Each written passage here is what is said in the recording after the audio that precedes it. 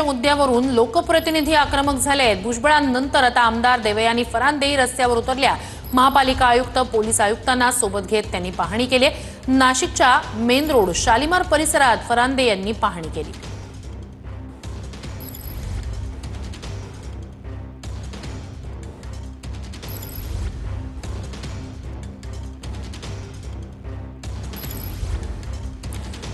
तर भुजबळ यांनी पालिका अधिकाऱ्यांची शाळा घेतलेली होती। वाहतूक कोंडीचा फटका बसलेला होता आणि त्याच मुद्द्यावरून नाशिकमधले हे लोकप्रतिनिधी आता थेट या मुद्द्यावरून आक्रमक होत संबंधित यंत्रणेला जाब विचारतायत।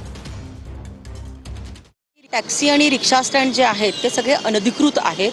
कुठेही रिक्षा लागतात, कुठेही टॅक्सी लागतात आणि त्याच्यामुळे खूप मोठा केओस ह्या द्वारका सर्कलवरती, शालिमार सर्कलवरती, मुंबई नाक्यावरती आपल्याला मोठ्या प्रमाणामध्ये बघायला मिळतं। काल महानगरपालिकेने काही अतिक्रमण काढलेलं आहे आणि आज देखील त्याची कारवाई सुरू आहे।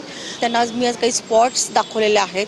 परंतु ही मोहीम जी आहे, नाशिकमधला पार्किंगचा विषय असेल, ट्रॅफिकचा विषय असेल आणि अतिक्रमणचा विषय असेल, हा आम्ही निश्चित स्वरूपामध्ये अतिशय टार्गेटवरती, हिटलिस्टवरती घेतो।